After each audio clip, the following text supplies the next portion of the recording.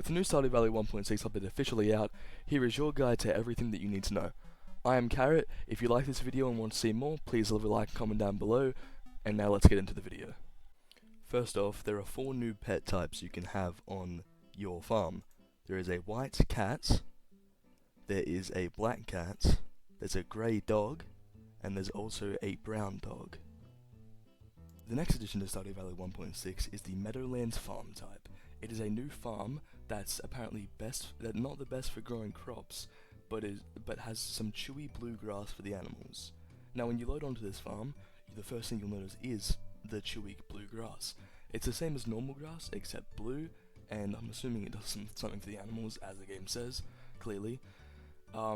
Next is, right to the left of your house, it'll spawn with a built-in coop, and a fence around it with 2 chickens inside, each with their own respective names. I'm not quite sure if it's randomized, but mine had 2 matching names, so that's pretty cool. The next new thing in the update is the bookseller. This is an NPC who sells books, clearly, that gives you new attributes. The bookseller spawns twice every month, and in the morning you'll get a little message in your bottom left of your screen telling you that the bookseller has arrived. Walking to the right of Pierre's shop, you'll see a little balloon icon taped to the wall that points to the right in the direction of Jojamart, labeling where the book collector is. Now when you go up to the book collector, he sells a bunch of different books, each giving their own attributes. For example, some of them give you XP boosts, some of them help you run faster, some of them help you move faster on a horse. There's a book that helps you see the price of things, and they're all very good for people who don't want to do as much things or can't level up past a certain point because they don't want to go mining, for example. While roaming around either your farm or around just the general town of Stardew Valley, on some trees you will see a grown green-like moss on the trees. Hitting the trees with either an axe or a scythe will drop moss from said tree. Another new feature of the 1.6 update is prize tickets. After doing certain events in the world, such as Spirit's Eve, you will be given a prize ticket by Lewis or just by the festival itself. Using that prize ticket, you can go into Mayor Lewis's house and use a prize machine, and it will give you one of many available prizes. The next new feature is one that I myself was very excited for because it builds upon the Stardew Valley world a lot. This is the addition of winter outfits. Every NPC in the game will now wear winter outfits during winter. They'll all be like cozy, some of them are wearing like jackets, some of them are wearing coats, some are wearing earmuffs or a beanie, and they're all just to keep them warm. It's a cool feature. They all have pretty cute outfits. I kinda like Haley's the most, and they all look really nice, and it adds a little bit of life to the world that it was missing before.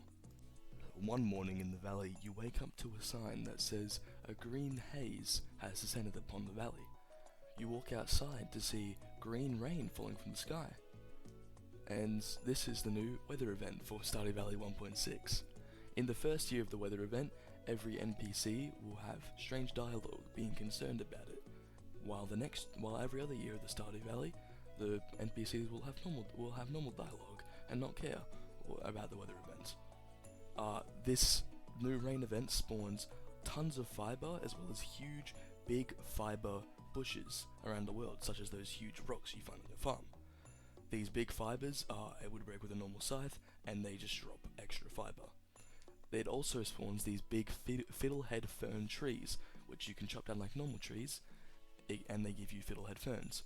And the next day, all of these things, all of the fiber and the fiddlehead fern trees, will disappear with the rain event. Down the bottom side of the map, you can find a small door which tells you that you cannot enter until you are a master of all skills. Now this door is extra mastery quest to do once you've gotten level 10 in every skill stat in the end of the game. Now when going to Marnie's shop, you can buy extra pets. So instead of having only 1 dog or only 1 cat on your farm, you can have the whole bunch, 100 white cats, 100 black cats, or just a bunch of dogs and cats. Granted, I actually don't know what the limit is, but because I haven't tried, I am poor on most of my Stardew Valley saves. Also in Marnie's shop, you can buy a book from her that allows you to enter her shop catalog anytime she's not around from your own hands, so you don't have to sit there and wait for her to be in her shop one whole day of the week. When walking around down the bottom of the mat next to Hat Mouse's shop, you stumble upon a pot and gold as well as a rainbow. You realise that this is a reference to St. Patrick's Day. Clicking on the pot of gold gives you 250 gold, you get a little leprechaun hat, and it's a reference to my favourite holiday, and I do have red hair, so I am in fact a leprechaun. On spring 20th, going down to the bottom of the map at any time of the day, a new event is here, the annual Trouts Derby.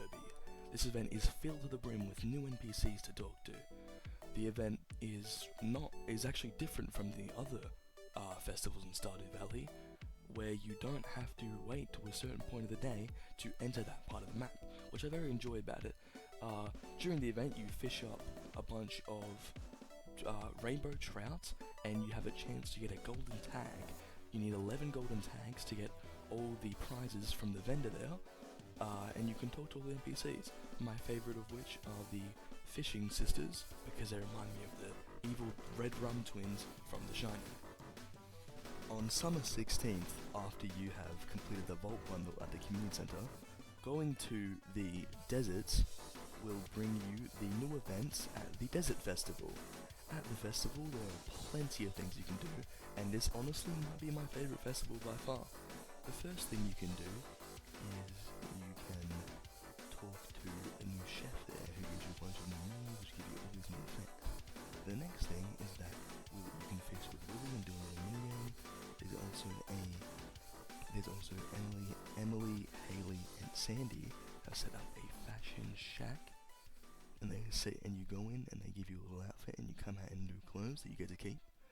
And then there's also a little guy who sells cactuses with faces down the bottom of it. For anyone who wants to be a rapid capitalist, there are now alternatives to Ginger Island perfection goals for JojaMart players. I haven't played this far into the game and I couldn't find any footage online, so all I have is this tweet from his account of a screenshot, but you can go to Ginger Island with your JojaMart stuff if you really want to. The inventory in 1.6 has gotten a small overhaul. There is now a tab for seeing your pets' names and your friendship level with them, as well as if you pet them today or not, which is very useful for those of you who use, I don't know, truffles from pigs to get all your money. There's also a news section with a trinket section, which shows the XP books you've collected and all of the just main quest items you have throughout the game. The map has also gotten some changes in 1.6. The map now it changes look depending on the season, with spring, summer, fall and winter all having different foliage and colours of things around the map, as well as the map now properly displays your location where you were standing instead of before where it would just display the general area you were in. There are now craftable signs in 1.6 that you can write your own text on.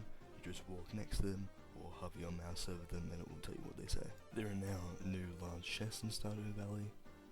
The difference between the two is still up. The old chest only had 3 rows, and the new chest, the large chest, has 5 rows, and the rows are even longer. The large chest is crafted with 120 wood and 2 copper, and you get the recipe for the large chest from Robin's workshop. Each pet bowl placed in your farm now shows your pet's name while walking next to the bowl or hovering over it with your mouse. When holding down a copper or above upgraded hoe, you can now strafe and move up and down or left and right while hoeing to reposition yourself easier so you don't waste a lot of energy on a misplaced hoe. Now when you put rocks into a slingshot or bombs into a slingshot, you don't have to take the last set of rocks out and re-put them all in. Before, this is an issue where you had to take out 3 rocks to put in 400, where now you can just place it on top. Small fix, but it's really worthwhile. Now while placing a a furniture item on top of a rug, you can no longer pick up the rug from underneath the furniture item. This was something you could do before. It's not a big change, but it's really realistic, and I like that. Paths can now be placed under the corner of most farm buildings. Before, when you tried to place a path next to a building, it would look pretty out of place because you couldn't place it underneath, so it would just have these grass edges to it. But now that you can place paths underneath the buildings, you don't have that problem anymore. When moving into your pets, if they're in the way, you'll now be able to push past them a lot quicker than before. Before you had to wait like a whole 5 seconds to push past them, but now it's far easier and quicker, so you don't get tired and get knocked out before you even get to your bed. On certain parts of the maps, there are now waterfalls where the landscape has changed, and it shows a cool new waterfall now instead of just water leading to the bottom of the map that you can't see anything past it. Now when walking around the forest below your farm next to Marnie's shop and next to the Wizard's Tower, there are massive trees adorning the forest. This now matches what it looked like on the map before, and it's nothing big, just a visual change, but it's pretty cool. There are now 4 or 5 new furniture catalogs in the game. The first catalog is the Wizard's catalog you get from Krobus. It comes with a little letter that states how he lost this furniture in the divorce, and this catalog has everything for free.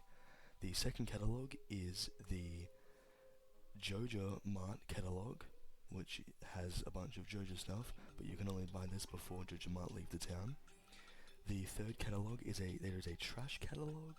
There is also a Junimo catalog, as well as the trash catalog. I think there might be more in the game, but I'm not quite sure.